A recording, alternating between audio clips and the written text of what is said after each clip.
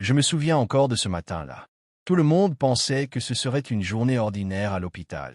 Mais personne n'imaginait que ce vieil homme, allongé sur son lit, allait bouleverser nos vies à jamais. Il s'appelait Paul Durand, un ancien professeur, mais personne ne le savait encore. Quand je suis entré dans sa chambre, vêtu de mon uniforme d'infirmière, il m'a regardé droit dans les yeux avec un mélange de peur et de confiance. Sa voix tremblante a murmuré. « Mademoiselle, dites-moi la vérité. Est-ce que je vais m'en sortir ?»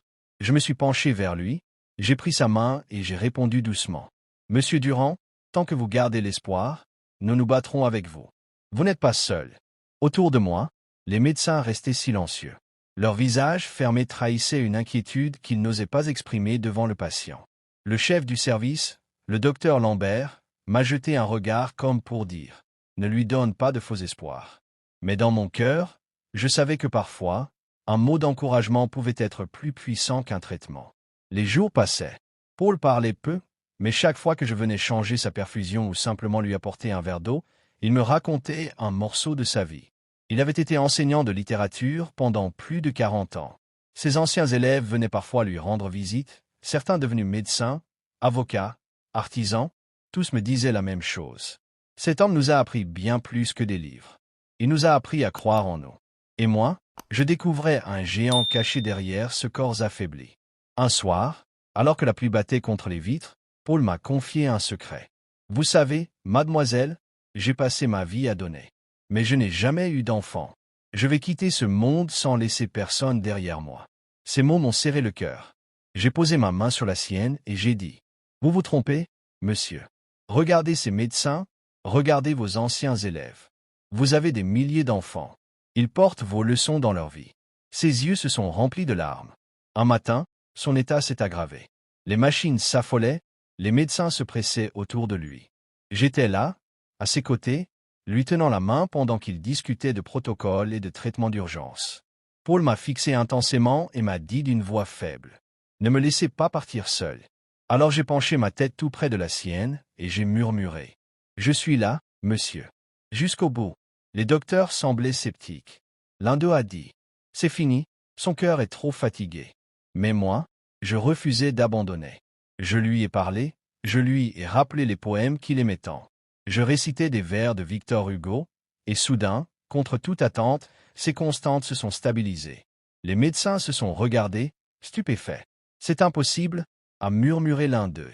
Mais Paul avait trouvé une raison de se battre. 3 semaines plus tard, il pouvait déjà s'asseoir. Et un matin, quand je suis entré dans la chambre, je l'ai trouvé en train de sourire, entouré de ses anciens élèves venus des 4 coins du pays. Ils avaient organisé une surprise. Ils lui ont remis une lettre signée par plus de 300 anciens étudiants, racontant ce qu'il avait changé dans leur vie. Paul a éclaté en sanglots, et moi aussi. Il n'était plus seul. Il ne le serait jamais. Le jour de sa sortie, il s'est levé difficilement, mais fier, et devant tout le personnel réuni, il m'a pris la main et a dit « Vous m'avez donné bien plus qu'un traitement. Vous m'avez rendu l'envie de vivre. Vous êtes pour moi la fille que je n'ai jamais eue. » J'avais les larmes aux yeux. À cet instant, je savais que je n'étais pas seulement infirmière.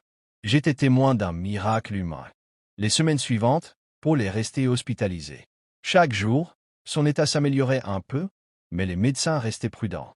Un après-midi, alors que je préparais ses médicaments, le docteur Lambert est entré dans la chambre et a dit d'un ton ferme « Monsieur Durand, vous êtes un miraculé, mais il faut rester réaliste.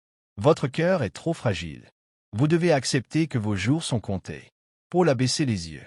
Son sourire a disparu. J'ai senti mon cœur se briser en le voyant ainsi. Alors, j'ai pris la parole, sans réfléchir. « Avec tout le respect que je vous dois, docteur, il n'y a pas que les statistiques qui décident. Parfois, c'est la volonté d'un homme qui écrit sa propre survie. » Le docteur m'a regardé, surpris par ma hardiesse, mais il n'a rien ajouté. Il a quitté la chambre, laissant Paul et moi dans un silence lourd.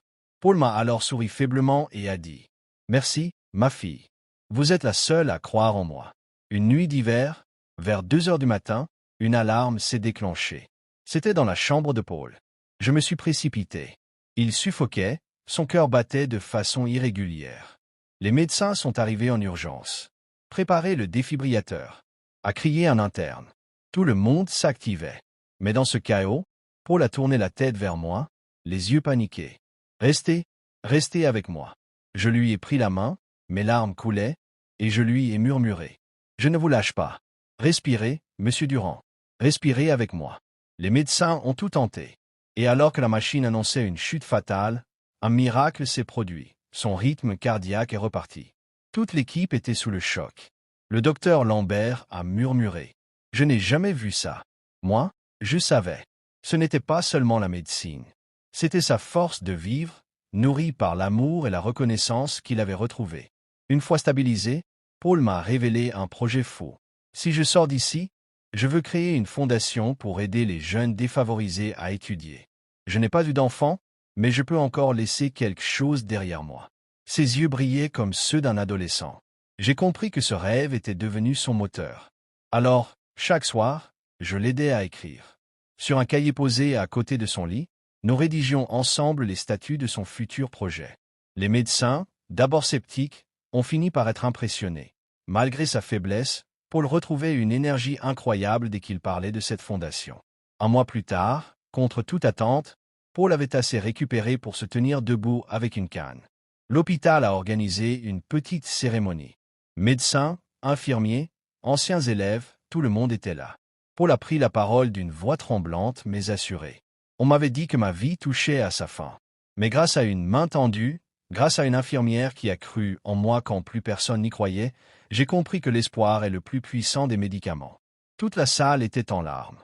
Moi, j'étais incapable de retenir mes sanglots. Et devant tout le monde, il m'a tendu une enveloppe. « Ceci est pour toi. » À l'intérieur, il y avait une lettre manuscrite où il m'adoptait symboliquement comme sa fille. Quelques années plus tard, Paul est finalement parti, paisiblement, entouré de ceux qu'il aimait. Mais il n'est jamais parti vraiment. Sa fondation existe encore aujourd'hui. Des centaines de jeunes défavorisés ont pu étudier grâce à lui. Et moi, chaque fois que je passe devant une université où un de ses boursiers réussit, je souris en pensant à lui. Parce qu'un simple geste de compassion, une main tenue dans une chambre d'hôpital, avait suffi à rallumer une flamme qui semblait éteinte.